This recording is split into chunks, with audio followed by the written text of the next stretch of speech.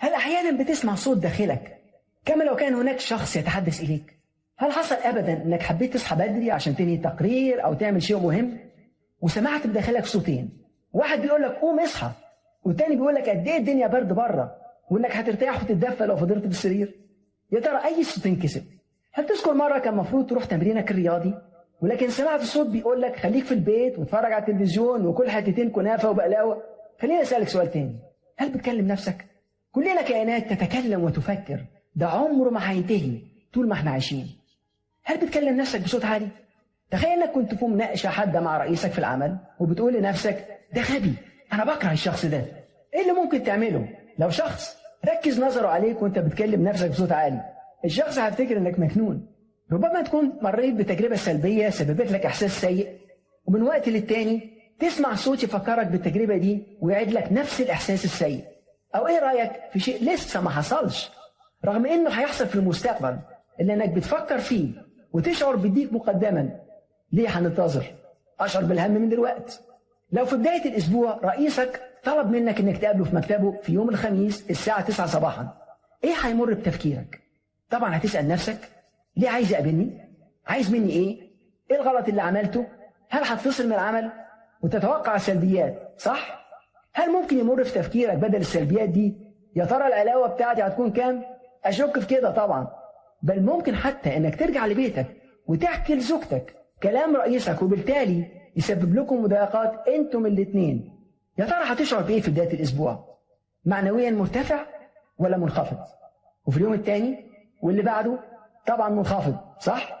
واخيرا تيجي لنهايه الاسبوع وانت منتظر مصيبه ويقابلك رئيسك بابتسامه عريضه ويسلم عليك ويقول لك كل سنه وانت طيب، حبيت اكون اول واحد يهنيك بعيد ميلادك النهارده. وعلى كده شلت هم الدنيا والقلق والاحاسيس السلبيه مقدما بدون داعي.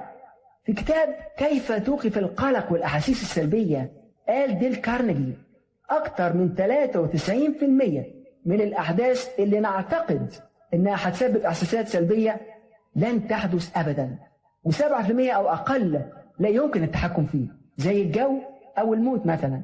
كطبيعه البشر كتير بنكلم نفسنا ونتوقع السلبيات. فعام 1983 أجرت إحدى الجامعات في كاليفورنيا دراسة عن التحدث مع الذات، وتوصلت إن أكثر من 80% من اللي بنقوله لنفسنا سلبي ويعمل ضد مصلحتنا. تخيل 80%. دلوقتي هكلفك بحاجة تعملها. لما تنهمك في التفكير وقف واكتب اللي تفكر فيه. هتندهش بكمية الطاقة الضايعة في القلق والسلبيات اللي حملت بيها تفكيرك. عندي مفاجأة تانية ليك. لم يجد البحث أن 80% من التحدث مع الذات تكون سلبية، ولكن أيضا تسبب أكثر من 75% من الأمراض بما فيها ضغط الدم، القرحة والنوبات القلبية. يعني بكامل إرادتك بتكلم نفسك وتفكر بطريقة سلبية وتهوس نفسك وتمرض كمان، مش محتاج مساعدة من حد. كتب الدكتور وين داير في كتابه الحكمة في حياتنا اليومية: ما يفكر فيه الناس ويتحدثون عنه يتزايد ويصبح أفعال. يا ترى بيجي منين التحدث مع الذات؟ إزاي ممكن نتحكم فيه؟ وإزاي نجعله يعمل لمصلحتنا بدل ما يعمل ضدنا؟ ده موضوعنا دلوقتي. التحدث مع الذات يأتي من 5 مصادر رئيسية. المصدر الأول من الوالدين.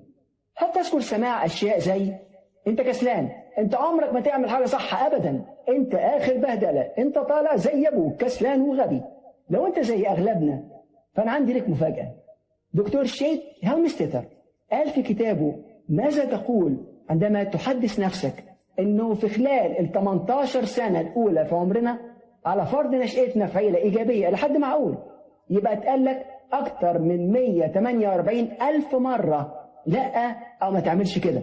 تصور 148 ألف مرة. تعرف كم رسالة إيجابية وصلتنا في خلال نفس الفترة؟ لما بسأل السؤال ده في محاضراتي الإجابة عادة بتكون 5000 أو 50,000 أو 200,000. ولكن طبعا للدكتور هيلمستيتر كأطفال اتقال لنا أيوة ممكن، والرسائل الإيجابية الأخرى لا تتجاوز 400 مرة. طبعا ده لا يعني إن أهالينا سيئين، ولكن للأسف ما كانوش يعرفوا طريقة أحسن. هم كمان كانوا متربيين ومتبرمجين على كده بواسطة أهاليهم، وربونا على نفس المنوال، يعني برمجونا سلبيا بدون قصد ولكن مع حب. في كتابهم خط الحياة قال الدكتور تاد جيمس وايت وود سمول لما نوصل سن 7 سنين تكون أكتر من 90% من قيمنا اتخزنت في عقلنا، ولما نوصل سن 21 تكون كل قيمنا اكتملت واستقرت في عقلنا، وبالطريقة دي نكون نشأنا مبرمجين بطريقة سلبية أو إيجابية. المصدر الثاني للتحدث مع الذات أو البرمجة الذاتية هو المدرسة. ارجع بذاكرتك لما كنت تلميذ في المدرسة ما فهمتش حاجة معينة المدرس كان بيشرحها ورفعت ايدك تسأل سؤال توضيحي والمدرس قال لك هو انت عمرك ما تفهم حاجة ابدا، وطبعا باقي الفصل ضحك عليك.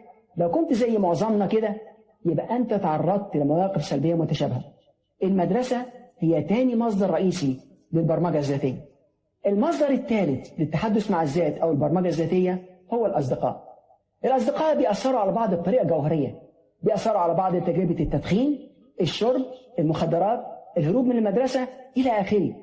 في الواقع أغلبية المدخنين انجذبوا للتدخين بتأثير أشخاص آخرين لما كان عمرهم ما بين 8 ل 15 سنة، وهو العمر الذي يسميه علماء النفس فترة الاقتداء بالآخرين، لما الأطفال يبدأوا في تقليد سلوك الآخرين.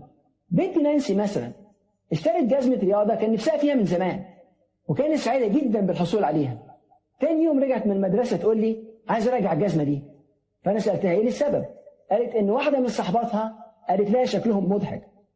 الموقف ده خلاني أسأل نفسي إيه تاني ممكن يأثروا عليها فيه؟ المصدر الرابع للتحدث مع الذات أو البرمجة الذاتية هو الإعلام. في دراسة اتعملت في أمريكا عن الشباب وإزاي بيقضوا وقتهم، وجدوا إن الشباب في سن النمو يقضوا حوالي 39 ساعة أسبوعيا أمام التلفزيون. وإذا رأى الطفل إن مطربه أو الممثل المفضل عنده يتصرف بطريقة معينة هيقلده حتى ولو كان السلوك سلبي. أديك مثال، مغنية عالمية مشهورة كانت بتغني في حفلة وهي لابسة بلوزة قصيرة كاشفة بطنها. تعرف كانت النتيجة إيه؟ البلوزة دي أصبحت موضة بين الشباب. المصدر الخامس والأخير للتحدث مع الذات أو البرمجة الذاتية هو أنت. أنت جمعت حصيلة كافية من المعلومات من المصادر الأربعة السابقة، ودلوقتي بتضيفهم على برمجتك الذاتية. أديلك مثال، في إحدى محاضراتي عن السيادة الكاملة قالت لي واحدة من الموجودين أهلي عمرهم ما حبوني ولا حضنوني، ما كانوش عايزيني. في المدرسة شعرت إني منبوذة من الجميع، لقيت نفسي وحيدة، فبدأت آكل بنهم وشراهة. الأكل كان ملذتي ومهربي في نفس الوقت، لكن هذه المتعة تسببت في زيادة فظيعة في وزني. الأطفال كانوا بينادوني أشوال البطاطس. دلوقتي أنا عندي 38 سنة وما زلت حاسة إني وحيدة وما زال وزني فظيع. فحضرت المحاضرة دي على أمل إني أجد مخرج من همومي. ده مثال لمدى تأثر البرمجة الذاتية. البرمجة الذاتية والتحدث مع النفس ممكن تجعل منك إنسان سعيد ناجح يحقق أحلامه، أو تعيس وحيد يائس من الحياة. يقول الدكتور هيلمستيتر أن ما تضعه في ذهنك سواء سلبي أو إيجابي ستجنيه في النهاية. دلوقتي نتكلم على الثلاث مستويات الرئيسية للتحدث مع الذات. المستوى الأول للتحدث مع الذات بسميه الإرهابي الداخلي. الإرهاب الداخلي هو أخطر مستويات التحدث مع الذات. ممكن يخليك فقد الأمل ويشعرك بعدم الكفاءة ويكون لك حواجز تمنعك من انك تحقق أهدافك. الإرهابي الداخلي بيبعت إشارات كالتالي: أنا خجول، أنا ضعيف، أنا ذاكرتي ضعيفة جدا، أنا ما أقدرش أنزل وزني، حاولت وما قدرتش، أنا ما أقدرش أبطل تدخين، حاولت كتير ولكن فشلت، أنا ما أقدرش أصحى الصبح بدري، أنا ما أقدرش أتكلم قدام الجمهور، أنا شكلي غير جذاب.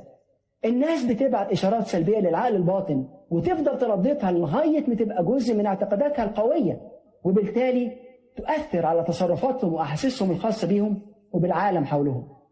المستوى الثاني للتحدث مع الذات هو كلمة ولكن السلبية. هذا المستوى من التحدث مع الذات أفضل من المستوى الأول. الإنسان بيقول إنه يرغب في التغيير ويضيف كلمة ولكن، وللأسف كلمة ولكن بتمحي الإشارات الإيجابية اللي سبقتها. مثلا أنا عايز أنزل وزني ولكن مش قادر، أنا عايز أبطل التدخين ولكن خايف وزني يزيد، أنا أقدر أصحى بدري ولكن ما بحبش كده. الآن إذا قلت لك إنك ممتاز ولكن، يا ترى إيه اللي هيدور في تفكيرك؟ كلمة ولكن بتمحي دايما كل اللي قبلها، وعلى ذلك الرسالة اللي هيحتفظ بيها العقل الباطن هي أنا ما أقدرش، كلمة ولكن بيستعملوها الناس اللي بيهربوا من اتخاذ قرار فعال. وراء كلمة ولكن وكلمة أنا ما أقدرش هناك خوف بيمنع الشخص من الوصول لهدفه. المستوى الثالث والأخير للتحدث مع الذات هو التقبل الإيجابي. هذا المستوى من التحدث مع الذات هو أقوى المستويات بمراحل، وأيضا يكون مصدر للقوة وعلامة للثقة بالنفس والتقدير الشخصي السليم. الشخص بيثق في قدرته على النجاح ويؤمن بإمكانية تحقيق أحلامه. أمثلة من التقبل الإيجابي: أنا أقدر أبطل تدخين، أنا أقدر أحقق أهدافي، أنا قوي وعندي مقدرة كبيرة، أنا إنسان ممتاز، أنا ذاكرتي قوية. هذه الرسائل الإيجابية بتدعم خطواتنا بالحماس والثقة تجاه أهدافنا لغاية ما نحققها. لغاية دلوقتي اتكلمنا على المصادر الرئيسية الخمسة للبرمجة الشخصية والمستويات الثلاثة للتحدث مع الذات.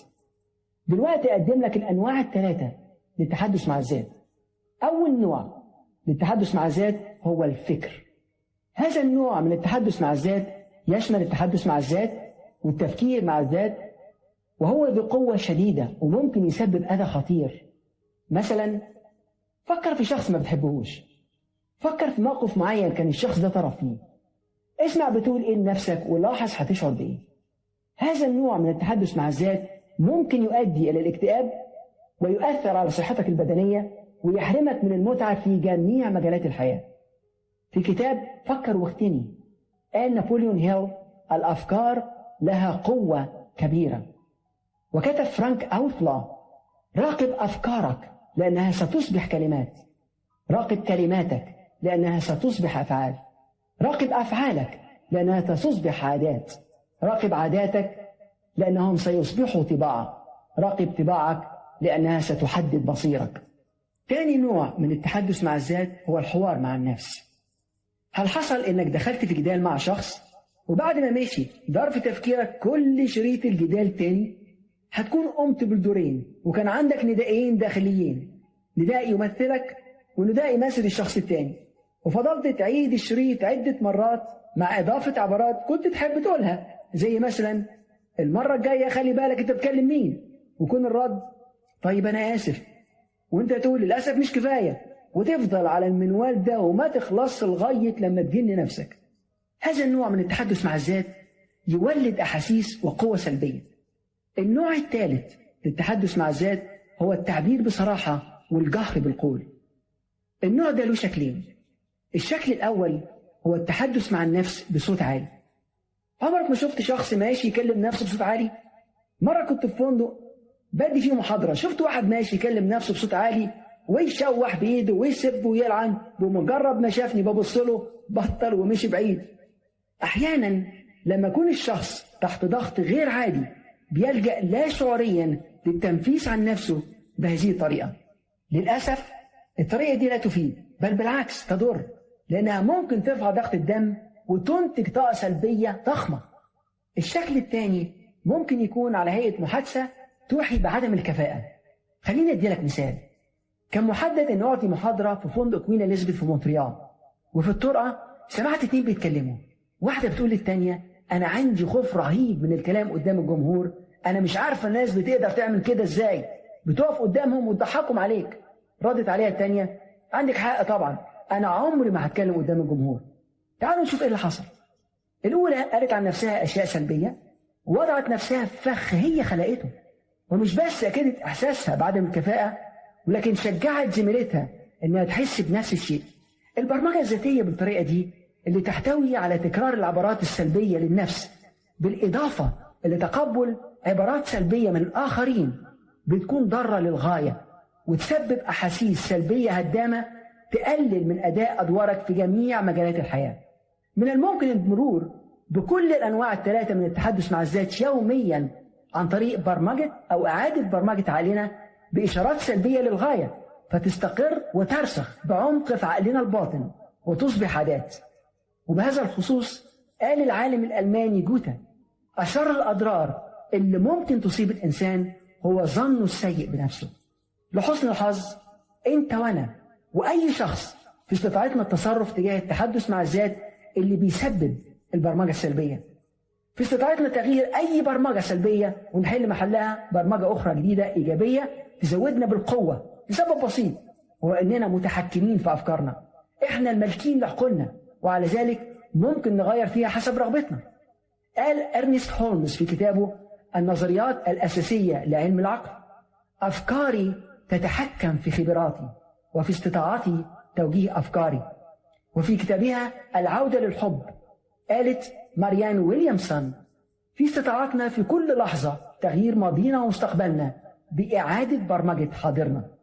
وفي علم البرمجة اللغوية العصبية هناك مبدأ يقول: أنا مسؤول عن عقلي، إذن أنا مسؤول عن نتائج أفعالي. من حقك وفي استطاعتك إنك تفكر بالطريقة اللي أنت عايزها، وأيضا في اللي يعجبك. مفيش حد يقدر يوجه أفكارك تحت سيطرتك أنت وحدك. إرشاد التحدث مع الذات للاتجاه السليم ممكن ببساطة يعمل العجب ويحول حياتك إلى تجربة نجاح وسعادة.